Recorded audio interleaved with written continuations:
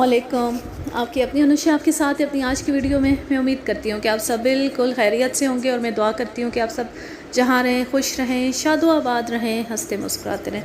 मैं आपको सुना रही हूँ रिटायर्ड डीएसपी मलिक सफ्तर हयात की एक कत्ल केस रुदात जिसका नाम है फितना-ए-जहल। तो चलें शुरू करते हैं। इसके बाद मैंने तांगे वालों से लड़की के बारे में पूछना शुरू किया। इस पूछ के नतीजे में पता चला कि अल्लाह दित्ता नामी एक तांगे वाले के तांगे में एक अकेली जनानी सवारी देखी गई थी। तांगा स्टैंड के सामने एक दुकानदार ने बताया कि उस लड़की के बारे में उसे कुछ ताज्जुब भी हुआ था। उसने तांगे में शहर के 2 चक्कर लगाए थे। पहले उसने उसे तांगे में बैठकर शहर जाते देखा, लेकिन आधे घंटे के बाद वो उसी तांगे में वापस आ गई और तांगे से उतरकर सड़क के किनारे खड़ी हो गई। तांगा भी वहीं खड़ा रहा और तांगे वाला इस तरह लड़की से बातें करता रहा जैसे कुछ समझाने की कोशिश कर रहा हो। लड़की दोबारा तांगे में बैठ गई और तांगा शहर की तरफ रवाना हो गया। 2 घंटे की कोशिश के बाद अल्लाह दित्ता तांगे वाला हमारे काबू में आया। वो 27-28 बरस का एक कवील जुस्सा शख्स था। उसने बदमाशों जैसी मूछें रखी हुई थीं, गिरेबान खुला था और बाल घुंघराले थे। उसने अपना तांगा भी खूब सजा रखा था। घोड़े के सर पर फुंदना और तांगे में झालरें लगी हुई थी। उसने बड़े अदब से मुझे सलाम किया और बोला, सरकार मुझसे कोई गलती हो गई है। मैंने सर से पैर तक उसे घूरा, फिर कहा, अल्लाह देते बड़ी बदमाशों वाली मूछें रखी हुई हैं तुमने, दादागिरी भी करते हो। वो खिसिया कर बोला, सरकार ये तो यूं ही टोर शोर बना रखी है, अल्लाह के करम से कभी हराम की कमाई को हाथ नहीं लगाया। आपका ताबेदार हूँ जी, हुक्म करें कैसे याद फरमाया है। कुछ पढ़े लिखे भी हो? उसने फ़ख्रिया लहजे में कहा, प्राइमरी पास हूँ जनाब, बेशक 16 तक पहाड़े सुन ले। सच और झूठ का फ़र्क जानते हो ना? बड़ी अच्छी तरह जानता हूँ सरकार। खूब, तो जो कुछ मैं पूछूं उसका सच सच जवाब देना। अगर झूठ बोला तो मुझसे बुरा कोई नहीं होगा। तुम्हें भी बंद कर दूंगा और तुम्हारा तांगा घोड़ा भी। आपका ताबेदार हूँ जी, पहली दफ़ा आपके दरबार में हाजिर हुआ हूँ। अल्लाह ने चाहा तो सर ऊंचा करके वापस जाऊंगा। मैंने पूछा, परसों रात तुम्हारे तांगे में सूटकेस वाली एक जनाना सवारी बैठी थी, उसे तुमने कहाँ उतारा था? लम्हा भर के लिए वो झिझका, फिर बोला, सरकार उस सवारी ने तो मुझे पागल बना दिया था। मैं उस वक्त घर जाने की तैयारी कर रहा था कि वो घबराई हुई अड्डे पर आई और अपना सूटकेस तांगे पर फेंक कर जल्दी से पिछली सीट पर बैठ गई और वसनतपुरा जाने के लिए कहा। मैंने घोड़े को चाबक दिखाया और ये जा वो जा। घोड़ा हवा से बातें करने लगा, लेकिन वसनतपुरा पहुंचकर लड़की को घर भूल गया। कई गलियों के चक्कर लगवाने के बाद बोली, वापस स्टेशन पर ले चलो। मैं वापस चल पड़ा। रास्ते में उसने रोना शुरू कर दिया। मैंने रोने की वजह पूछी तो कहने लगी, मैं बहुत बदनसीब लड़की हूँ, मेरा कोई घर बार नहीं है। मुझे उससे हमदर्दी हो गई। मैंने कहा, मेरी कुटिया हाजिर है, घर में बूढ़ी माँ है, बाप है, 2 बहनें, मगर वो मेरे साथ जाने पर तैयार नहीं हुई। कहने लगी, आजकल कोई किसी का साथ नहीं देता, तुम बग़ैर किसी ताल्लुक़ रिश्ते के कब तक मेरा साथ दोगे? फिर तुमने क्या जवाब दिया? वो तामल करते हुए बोला, मलिक साहब आपने मुझे सच झूठ का फ़र्क पूछकर मुश्किल में डाल दिया। समझ में नहीं आता कि क्या जवाब दूँ। सारा सच बोलना तो बहुत मुश्किल है जी। वो अपनी मूंछों की वजह से पहली नज़र में जितना बदमाश लगा था, अब इतना ही सादा और खरा लग रहा था। मैंने पूछा, अल्लाह देते तुमने कोई जुर्म तो नहीं किया? उसने कानों को हाथ लगाया, अल्लाह माफ़ी सरकार, पूरी ज़िंदगी में कभी थाने कचहरी से वास्ता नहीं पड़ा, हमेशा हक हलाल की रोज़ी खाई है। तो बेधड़क सच बोलो, तुम्हें कोई नुकसान नहीं पहुंचेगा। वो झिझकता हुआ बोला, मलिक साहब फ़िल्मों में पहली नज़र में मोहब्बत होते देखी थी, लेकिन यकीन करें मुझे उस लड़की के साथ जिसका नाम मैं नहीं जानता सचमुच की मोहब्बत हो गई थी। जब उसने रिश्ते और ताल्लुक़ की बात की तो मैंने कहा, मेरी अभी शादी नहीं हुई, अगर तुम पसंद करो तो ताल्लुक़ भी हो सकता है। उसने कोई जवाब नहीं दिया और स्टेशन पर पहुंचकर तांगे से उतर गई। मैंने उसे समझाया और कहा कि अकेली लड़की सड़क पर रात नहीं गुजार सकती, इसलिए वो रात हमारे घर में गुजार ले और सुबह अपने बारे में कोई फ़ैसला कर ले। اس نے میری بات مان لی اور دوبارہ تانگے میں بیٹھ گئی۔ راستے میں 2 سواریاں اور تانگے میں بیٹھ گئیں، ایک عورت تھی اور ایک مرد۔ میاں بیوی لگتے تھے، اچھے، فیشنیبل اور کھاتے پیتے معلوم ہوتے تھے۔ عورت نے راستے میں لڑکی سے باتیں شروع کر دیں۔ انہیں پتہ چل گیا کہ لڑکی کے پاس کوئی ٹھکانہ نہیں ہے۔ دونوں میاں بیوی نے آپس میں مشورہ کیا اور لڑکی کو مجبور کر کے اپنے ساتھ لے گئے۔ کیا تم نے ان کا گھر دیکھا تھا؟ وہ گلی کے کنارے پر اتر گئے تھے۔ میں نے ان کا دروازہ تو نہیں دیکھا، لیکن میں ان کی گلی پہچان سکتا ہوں اور انہیں بھی پہچان سکتا ہوں۔ کیوں جی، کیا کچھ گڑبڑ ہو گئی ہے؟ ہاں، بہت بڑی گڑبڑ ہو گئی ہے۔ لڑکی کو کسی نے قتل کر دیا۔ آج صبح ہمیں دریا کے قریب اس کی لاش ملی ہے۔ یہ خبر سنتی اللہ دتے کا چہرہ جیسے تاریک ہو گیا، اس طرح جیسے اس کا کوئی پیارا عزیز فوت ہو گیا ہو۔ بلکہ مجھے یاد ہے کہ اس کی آنکھوں میں آنسو بھی آ گئے تھے۔ کافی دیر تک تو اسے اس بات کا یقین ہی نہیں آ رہا تھا۔ یہ تو بہت برا ہوا جی، بڑا ظلم ہوا ہے۔ کسی ظالم نے اس بے گناہ کی جان ہی لے لی۔ کون تھا وہ؟ مجھے پہلے پتہ چل جاتا کہ لڑکی کی جان خطرے میں ہے تو میں اسے کبھی ان میاں بیوی کے ساتھ نہ جانے دیتا۔ کیا آپ نے ان دونوں کو گرفتار کر لیا ہے؟ تم ایسا کرو کہ اپنے تانگے میں ہمیں ان کے گھر لے چلو۔ اس کا تانگا تھانے کے باہر ہی کھڑا تھا۔ میں نے چند سپاہیوں کو ساتھ لیا اور فوراً روانہ ہو گیا۔ ابھی تک ہمیں لڑکی کے نام کے سوا اس کے بارے میں کچھ پتہ نہیں چلا تھا۔ وہ کون تھی، کہاں کی رہنے والی تھی اور گھر سے کیوں بھاگی تھی۔ چند منٹوں کے اندر ہم اس گلی میں پہنچ گئے جہاں اللہ دتہ نے 2 روز پہلے کنیز اور دوسری سواریوں کو اتارا تھا۔ اللہ دتے نے تانگے کو ایک طرف کھڑا کیا اور ایک ایک دروازہ کھٹکھٹا کر پوچھنے لگا۔ چوتھا یا 5واں دروازہ ایک نوجوان عورت نے کھولا۔ میں اس کی ایک جھلک دیکھتی ہی سمجھ گیا کہ وہ عورت کس پیشے سے تعلق رکھتی تھی۔ اللہ دتے نے عورت پر نظر پڑتی ہی کہا، ملک صاحب، یہی وہ عورت ہے۔ عورت نے پولیس پر نظر پڑتی ہی دروازہ بند کرنے کی کوشش کی، مگر اللہ دتے نے فوراً دروازے میں پیر اڑا دیا۔ بولا، آپا جی ذرا صبر تو کرو، تھانے دار صاحب آپ سے ملنے آئے ہیں۔ وہ پرسوں والی لڑکی کدھر ہے؟ جاوے، پرے ہٹ کے کھڑا ہو۔ عورت نے غصے سے اللہ دتے کو ڈانٹا۔ جا جا، شکل گم کر، میں کسی لڑکی وڑکی کو نہیں جانتی۔ پھر اس نے مسکرا کر میری طرف دیکھا۔ بسم اللہ، بسم اللہ، تھانے دار صاحب آئیں، تشریف لائیں۔ آج کیسے ہمارے غریب خانے کا راستہ بھول گئے؟ وہ اس طرح بات کر رہی تھی جیسے میرے ساتھ پرانے مراسم ہوں۔ اللہ دتہ پریشان نظروں سے میری طرف دیکھتا ہوا پیچھے ہٹ گیا۔ میں نے موقع شناسی سے کام لیا اور عورت کے ساتھ اندر چلا گیا۔ عورت کی عمر 30-32 سال کے لگ بھگ معلوم ہوتی تھی۔ اس نے چست لباس پہن رکھا تھا اور گندا سا میک اپ کیا ہوا تھا۔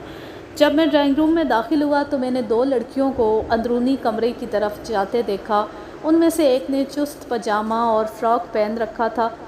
آراستہ ڈرائنگ روم کے ایک صوفے پر ایک بھاری جسم کی عورت جس کی عمر 50 سے کچھ اوپر معلوم ہوتی تھی، بھڑکیلا لباس پہنے بیٹھی تھی۔ وہ اس طرح پان چبا رہی تھی جیسے بھینس جگالی کرتی ہے۔ ڈرائنگ روم کے ایک کونے میں طبلہ اور سارنگی بھی دیکھی جا سکتی تھی۔ معمر عورت میری طرف دیکھ کر تھوڑا سا مسکرائی مگر منہ سے کچھ نہیں بولی۔ نوجوان عورت نے مجھے صوفے پر بٹھایا اور میرے قریب بیٹھتے ہوئے بولی، کیا پئیں گے، ٹھنڈا یا گرم؟ شکریہ، ابھی پینے کا موڈ نہیں ہے، میں ایک تفتیش کے سلسلے میں ادھر آیا تھا۔ معمر عورت بھویں سکیڑ کر مجھے گھورنے لگی، پھر بولی، ہمارے زمانے میں کمشنر بھی ملنے آتا تھا تو پہلے تعارف کراتا تھا، آج کل تو ساری وفاداری ختم ہو گئی ہے۔ میرا نام ملک صفدر حیات ہے، معافی چاہتا ہوں، مجھے تعارف کرانے کا خیال نہیں رہا۔ میں نیلوفر ہوں، نوجوان عورت نے کہا، اور یہ میری آنٹی گلنار بیگم ہے۔ میں نے تعارف مختصر کرتے ہوئے کہا، مجھے پتہ چلا ہے کہ پرسوں رات گھر سے بھاگی ہوئی ایک لڑکی تمہارے گھر آئی تھی۔ نیلوفر میری بات کاٹتے ہوئے بولی، تفتیش بھی ہو جائے گی، آپ نے کون سا روز روز یہاں آنا ہے، کچھ پیش کروں؟ اس کا انداز مینی خیز تھا۔ میں ڈیوٹی پر ہوں، باہر میرے آدمی انتظار کر رہے ہیں۔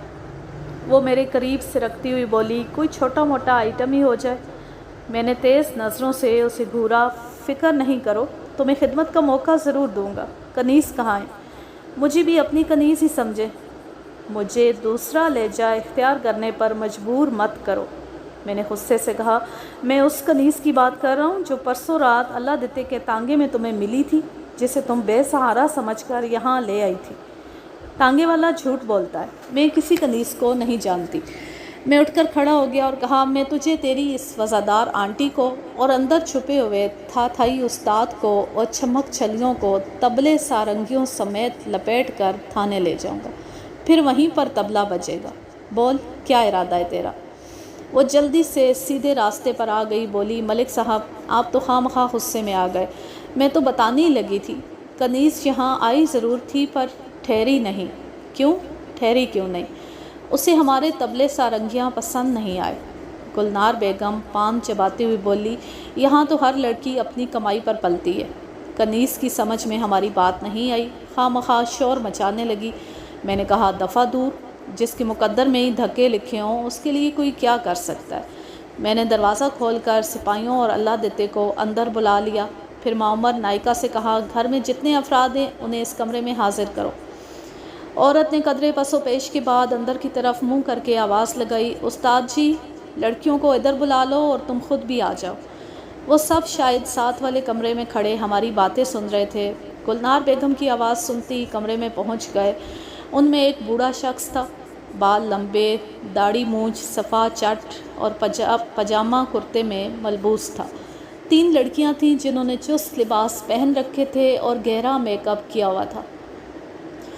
ये उस्ताद बुंदे अली ख़ान है और ये गुड्डी, शम्मी और चमकीली हैं। तीनों ने फर्शी सलाम किया। मैंने एक सिपाही से कहा कि अंदर जाकर कमरों में देखे, वहाँ कोई और तो नहीं। सिपाही दरवाजे की तरफ बढ़ा तो एक भारी भरकम शख्स जिसने घनी मूछें रखी हुई थी झूमता झामता ड्राइंग रूम में पहुँच गया। नीलूफर ने उसकी तरफ इशारा करके कहा, और ये लाला गफूर है। सिपाही अंदरूनी कमरे में देखकर वापस आ गया। अंदर और कोई नहीं था। मैंने तकरीबन घंटा सवा घंटा उन लोगों से पूछ गुछ की। एक एक को अलग ले जाकर जहाँ ज़रूरत पड़ी वहाँ धमकियों से काम निकालने की कोशिश भी की, लेकिन सबका बयान मिलता जुलता था। कनीज़ उनके घर में पहुँचती ही समझ गई थी कि वो तवाइफ़ों के अड्डे पर पहुँच गई, लिहाजा उसने फ़ौरन ही वापस जाने पर इसरार करना शुरू कर दिया। वो बार बार यही कहती थी कि तांगे वाले को वापस बुलाओ। वो उसके साथ जाना चाहती थी। लड़की चूँकि खूबसूरत थी और कमाई का अच्छा ज़रिया बन सकती थी, इसलिए इन लोगों ने पहले उसे प्यार मोहब्बत से समझाने की कोशिश की, झूठे वादे किए, शानदार मुस्तकबिल का लालच दिया, फिर धमकियों से काम निकालना चाहा, मगर कनीज़ किसी तरह उनकी बातों में नहीं आई और 1.5-2 घंटे बाद अपना सूटकेस लेकर वहाँ से निकल गई। ये वो बयान था जो उन सातों ने मुख्तलिफ अंदाज में दिया था। मैंने उनके पूरे घर की तलाशी ली। मेरा ख़्याल था कि अगर कनीज़ के कातिल वही हैं तो उसका सूटकेस उनके घर में होना चाहिए। सूटकेस की पहचान के लिए अल्लाह दित्ता मेरे साथ था, मगर सूटकेस बरामद नहीं हुआ। इस इंकिशाफ के बाद कि कनीज़ कत्ल हो गई है, वो सब लोग परेशान नज़र आने लगे। नीलूफर कस्में खाने लगी कि उनका कनीज़ के कत्ल में कोई हाथ नहीं है। उस रोज़ जो शख्स तांगे में तुम्हारे साथ था वो कौन था? वो इज़्ज़तदार आदमी है जी, उसे इस मामले में शामिल ना करें। वो कनीज़ के जाने से पहले ही यहाँ से चला गया था। मुझे उसकी बात सुनकर हंसी आ गई। इज़्ज़तदार आदमी का यहाँ क्या काम? क्या शहर में इबादत गाहें ख़त्म हो गई हैं? ये सुनकर नायिका बड़े गुस्से से बोली, मलिक साहब, इस बात को यहीं ठप कर दें। मेरी उम्र इस वक्त 54 साल है। मैंने सन 1917 में पैरों में घुंघरू बांधे थे और ये घुंघरू सन 1930 तक छनकते रहे। मेरे कोठे पर ऐसे ऐसे लोग आते रहे जिनको आज हर शख्स सर आंखों पर बिठाता है। मुझसे उन मुअज़्ज़िज़ीन के नाम ना पूछना, आपको यकीन नहीं आएगा। आप लोग नाम और दाम को सलाम करते हैं, मामूली आदमी को आप इज़्ज़त के लायक नहीं समझते। बात यह है गुलनार बेगम कि इज़्ज़तदारों की जितनी तुम लोगों ने मट्टी पलीत की है, इतनी किसी ने नहीं की। जिस तरह मक्खी मकड़ी के जाले में फंस जाती है, इस तरह इज़्ज़तदार आदमी तुम्हारे जाल में फंस जाता है। लोग अगर किसी गलत आदमी की इज़्ज़त करते हैं या उसे सर आंखों पर बिठाते हैं तो उससे कोई फ़र्क नहीं पड़ता। असल इज़्ज़त वही है जो तमाम इज़्ज़तों के मालिक की तरफ से मिलती है। तेरे मेरे कहने से कोई इज़्ज़तदार नहीं बन जाता। मैंने नीलूफर की तरफ देखा। उस इज़्ज़तदार आदमी का नाम क्या है? कदरे ताम्मुल के बाद नीलूफर ने उसका नाम बता दिया। वो अदबी हलके से ताल्लुक़ रखने वाला एक शख्स था। उसका नाम हम इफ्तिखार अहमद फ़र्ज़ कर लेते हैं। उन दिनों पीने पिलाने की आज़ादी थी और तवाइफ़ों को हुकूमत की तरफ से लाइसेंस जारी होता था, इसलिए इस मामले में हमारे इख्तियारात महदूद थे। بہرحال میں نے لالا غفور اور نیلوفر کو اغوا اور حبس بے جا کے الزام میں گرفتار کر کے تھانے پہنچا دیا۔ افتخار احمد ایک سرکاری محکمے میں ملازم تھا اور ابھی اتنا مشہور نہیں ہوا تھا۔ میں نے ایک ASI کو بھیج کر اسے تھانے بلا لیا۔ وہ 25-26 سالہ نوجوان تھا اور آنکھوں پر سیاہ چشمہ لگا رکھا تھا۔ اس نے کنیز کے معاملے سے لا علمی کا اظہار کیا، البتہ اس بات کی تصدیق کی کہ کنیز وہاں رکنے پر تیار نہیں تھی۔ تم نے یہ جاننے کے باوجود کہ وہ وہاں ٹھہرنے پر راضی نہیں، اس کی مدد کیوں نہیں کی؟ دیکھیں جی، میں اسے اپنے گھر تو نہیں لے جا سکتا تھا۔ میرے گھر والے اسے ہرگز برداشت نہ کرتے۔ ہمارا خاندان بہت قدامت پسند ہے۔ تم تو ترقی پسند ہو۔ کیا تم صرف اپنا نام چمکانے کے لیے مظلوموں کے بارے میں لکھتے ہو؟ کیا ان کی مدد کرنا تمہارا فرض نہیں ہے؟ بعض کام ایسے ہوتے ہیں کہ ایک شخص کسی کام کے بارے میں بہتر رہنمائی تو کر سکتا ہے، لیکن وہ خود وہ کام نہیں کر سکتا۔ مثلاً ایک انجینئر عمارت کا نقشہ تو بنا سکتا ہے، لیکن خود عمارت تعمیر نہیں کر سکتا، لہٰذا آپ اسے ملزم قرار نہیں دے سکتے۔ فرار کا عمدہ طریقہ ہے۔ میں نے کہا، تم کم از کم اتنا تو کر سکتے تھے کہ ہمیں اس لڑکی کے بارے میں مطلع کر دیتے۔ تم اعانت جرم کے مرتکب ہوئے ہو، میں تمہیں بھی شامل تفتیش کر رہا ہوں۔ میں نے اسے گرفتار نہیں کیا مگر شام تک تھانے میں بٹھائے رکھا۔ کنیز کا سراغ ایک بار پھر گم ہو گیا تھا۔ ابھی تک اس کے وارثوں کا بھی کوئی پتہ نہیں چلا تھا۔ اس علاقے میں کوئی اخبار نہیں چھپتا تھا، لیکن لاہور کے چند اخبارات جن میں زمیندار، احسان، نوائے وقت اور ملت وغیرہ شامل تھے وہاں آتے تھے۔ ان اخباروں میں سے ایک دو کے نمائندے وہاں موجود تھے۔ میں نے انہیں بلا کر خبر جاری کر دی، تصویر بھی اشاعت کے لیے دے دی۔ اللہ دیتے کو کنیز کی موت کا یقین نہیں آیا تھا۔ یہ سن کر اسے اور بھی صدمہ ہوا تھا کہ کنیز نے اس کے پاس جانے کی خواہش ظاہر کی تھی۔ اس کا خیال تھا کہ جو لاش ہمیں ملی تھی وہ کسی اور لڑکی کی تھی اور کنیز زندہ تھی اور کہیں پر اس کی منتظر تھی۔ اس خیال کے تحت وہ کنیز کو تلاش کرتا پھر رہا تھا، خاص طور پر اس محلے میں جہاں اس نے کنیز کو اتارا تھا۔ شام کے وقت وہ بھاگا بھاگا میرے پاس آیا، کہنے لگا، ملک صاحب، کنیز کا پتہ چل گیا۔ اس نے رات وسنت پورہ کے گھر میں گزاری تھی اور اگلے روز اپنے گھر چلی گئی تھی۔ کون سے گھر میں؟ وہاں کوئی نثار حسین رہتے ہیں۔ میرا تانگا باہر کھڑا ہے جی، میں ابھی آپ کو ان کے گھر لے چلتا ہوں۔ اگرچہ میں دن بھر کی بھاگ دوڑ سے بہت تھک چکا تھا، لیکن میں اسی وقت اللہ دیتے کے ساتھ روانہ ہو گیا۔ ایک سپاہی اور ایک ASI کو بھی ساتھ لے لیا۔ نثار حسین کا گھر گلنار بیگم کے گھر کے ساتھ والی گلی میں تھا۔ وہ ایک سادہ مزاج اور شریف النفس کاروباری شخص تھا۔ اس نے اس بات کی تصدیق کی کہ اس لڑکی نے رات ان کے گھر میں گزاری تھی۔ اس کی 2 یا 3 لڑکیاں تھیں اور ایک لڑکا تھا۔ لڑکا چھوٹا تھا، بڑی لڑکی کی عمر 12-13 سال کے قریب تھی۔ نثار حسین نے میرے سوال کا جواب دیتے ہوئے کہا، رات کے 11 یا 11:30 بجے میری بیوی نے مجھے جگایا اور گھبرائی ہوئی آواز میں کہا، جلدی سے اٹھو، باہر سے کسی عورت کے رونے کی آواز آ رہی ہے۔ میں جلدی سے اٹھا اور باہر جا کر دیکھا، ایک لڑکی ہمارے دروازے کی سیڑھیوں پر بیٹھی رو رہی تھی۔ قریب ہی اس کا سوٹ کیس رکھا تھا۔ میری بیوی بھی باہر آ گئی۔ لڑکی کوئی مصیبت زدہ معلوم ہوتی تھی۔ ہم نے اسے تسلی دلاسا دیا اور سمجھا بجھا کر اندر لے گئے۔ وہ صبح کی بھوکی تھی۔ میری بیوی نے اسے کھانا گرم کر کے دیا اور اس کے گھر بار کے بارے میں پوچھا۔ اس نے صرف اتنا بتایا کہ وہ دوسرے علاقے کی رہنے والی ہے، اپنے ماموں کے ساتھ لاہور جانے کے لیے آئی تھی، لیکن بھیڑ میں ماموں سے بچھڑ گئی اور گاڑی نکل گئی۔ اس سے زیادہ وہ کچھ بتانے پر تیار نہیں تھی۔ ہم نے بھی زیادہ نہیں پوچھا۔ پھر کیا ہوا؟ اگلی صبح کاروبار پر جانے سے پہلے میں نے بیوی کو تاکید کر دی کہ اگر لڑکی اسٹیشن پر جانا چاہے تو اپنی بہن کے لڑکے کو ساتھ بھیج دینا یا کسی بچے کو بھیج کر مجھے بلوا لینا۔ شام کو جب میں واپس آیا تو مجھے پتہ چلا کہ لڑکی نے نصیر کو بھیج کر اپنے کسی رشتہ دار کو بلوا لیا تھا اور اس کے ساتھ چلی گئی تھی۔ یہ سن کر میں نے اللہ کا شکر ادا کیا۔ نصیر کون ہے؟ میری سالی کا لڑکا ہے، ان کا گھر اسی گلی میں ہے۔ میں نے ایک بچے کو بھیج کر نصیر کو بلوا لیا۔ اس کی عمر 16-17 سال کے قریب تھی۔ وہ میٹرک کا طالب علم تھا اور خاصا سمجھدار نظر آتا تھا۔ میں نے اس سے پوچھا کہ اس کی خالہ کے گھر میں جو لڑکی ٹھہری ہوئی تھی اس نے اسے کہاں بھیجا تھا؟ جی، اس نے مجھے ایک رکا دے کر نئی آبادی بھیجا تھا۔ وہ رکا ماسٹر فیروز کے نام تھا۔ ماسٹر فیروز نے رکا لینے کے بعد کیا کہا تھا؟ ماسٹر فیروز کل سکول نہیں آئے تھے۔ کنیز نے مجھے صرف سکول کا پتہ بتایا تھا، گھر کا پتہ نہیں بتایا تھا۔ میں نے وہ رکا ان کے ایک شاگرد کو دے دیا تھا۔ اس نے کہا تھا کہ وہ ماسٹر فیروز کو رکا پہنچا دے گا۔ میں رکا دے کر واپس آ گیا۔ میں نے نصیر سے سکول کا نام پتہ پوچھا اور اسے ڈائری میں نوٹ کر لیا۔ اب میں کم از کم لڑکی کے وارثوں تک پہنچ سکتا تھا۔ میں نے اندازہ لگایا کہ ماسٹر فیروز غالباً کنیز کا باپ تھا اور یقیناً خود ہی اپنی بیٹی کو لینے آیا ہوگا۔ میں نے نثار حسین کی بیوی کو بلا کر پوچھا کہ کنیز کو کون لینے آیا تھا؟ وہ سیدھی سادی عورت تھی۔ اس نے جواب دیا کہ کنیز نے خود ہی دروازہ کھولا تھا اور باہر جو کوئی بھی تھا اس کے ساتھ چلی گئی تھی۔ جانے سے پہلے وہ اپنا سوٹ کیس لینے آئی تھی اور سلام کر کے جلدی سے نکل گئی تھی۔ اس سیدھی عورت نے نہ تو کنیز سے یہ پوچھا تھا کہ اسے کون لینے آیا تھا اور نہ ہی دروازہ کھول کر باہر جھانکا تھا۔ میں نے اس کی بچیوں کو بلا کر پوچھا تھا، انہیں بھی کوئی خاص بات معلوم نہیں تھی۔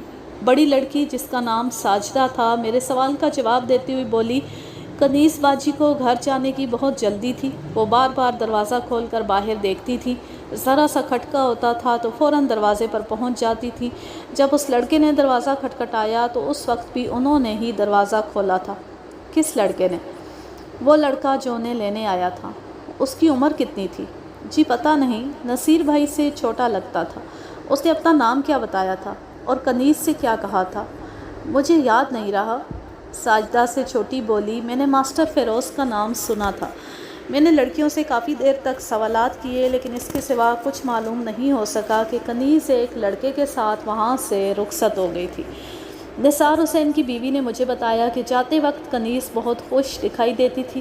بظاہر یہ معلوم ہوتا تھا کہ لڑکی گھر سے بھاگی ہوئی تھی، پھر وہ واپس جاتے وقت خوش کیوں تھی اور اسے قتل کس نے کیا تھا؟ ان سوالات کے جواب ماسٹر فیروز ہی دے سکتا تھا۔ اس روز میں نے خاصا مصروف دن گزارا تھا اور تفتیش کو کنارے تک پہنچا دیا تھا۔ اگلے روز ضروری کاموں سے فارغ ہو کر میں نے ایک ہیڈ کانسٹیبل کو ساتھ لیا اور نئی آبادی کے گورنمنٹ اسکول پہنچ گیا۔ یہ نئی آبادی شہر کے وسط سے 3 میل کے فاصلے پر تھی۔ میں سیدھا ہیڈ ماسٹر کے دفتر میں گیا اور اس سے کہا کہ میں ماسٹر فیروز سے ملنا چاہتا ہوں۔ اس نے چپڑاسی کو بلایا اور کہا کہ ماسٹر فیروز کو بلا لائے۔ تھوڑی دیر بعد ایک 24-25 سالہ نوجوان دفتر میں داخل ہوا اور سوالیہ نظروں سے میری طرف دیکھنے لگا۔ آپ نے مجھے بلایا ہے؟ اس نے پوچھا۔ میرے ذہن میں یہی تھا کہ ماسٹر فیروز کوئی عمر رسیدہ شخص تھا، اس لیے میں نے ذرا حیرانی سے نوجوان کی طرف دیکھا اور کہا، میں ماسٹر فیروز سے ملنا چاہتا ہوں۔ ہیڈ ماسٹر نے کہا، یہ ماسٹر فیروز ہی تو ہے، انگریزی اور اردو پڑھاتا ہے۔ اوہ اچھا۔ گویا صورتحال وہ نہیں تھی جو میں سوچ کر آیا تھا۔ میں نے ماسٹر فیروز سے کہا، میں تمہاری ایک رشتہ دار کے بارے میں بات کرنے آیا ہوں، اس کا نام کنیز ہے۔ کنیز کا نام سنتے ہی ماسٹر فیروز کا رنگ اتنی تیزی سے بدلا کہ میں دنگ رہ گیا۔ میرا تو اس سے کوئی رشتہ نہیں، میں اس نام کی کسی عورت کو نہیں جانتا، بالکل بھی نہیں جانتا۔ میں سمجھ گیا کہ اصل معاملہ کیا تھا، وہ غالباً عشق و محبت کا چکر تھا۔ ہیڈ ماسٹر نے ماسٹر فیروز سے کہا، فیروز، میں نے سنا تھا کہ کنیز نام کی ایک لڑکی تم سے ٹیوشن پڑھا کرتی تھی۔ اس کا لہجہ مینی خیز تھا۔ میں نے سنا ہے کہ چند روز پہلے وہ گھر سے بھاگ گئی تھی۔ جی ہاں، سنا تو میں نے بھی تھا، لیکن وہ میری رشتہ دار نہیں ہے۔ میں نے سر سے پیر تک ماسٹر فیروز کو گھورا، پھر کہا، ماسٹر فیروز خان، میں استادوں کی بڑی عزت کرتا ہوں کیونکہ میں بھی استادوں کی محنت سے اس مقام پر پہنچا ہوں، لیکن جب بات قانون اور انصاف کی ہو تو میں تھانے دار بن جاتا ہوں۔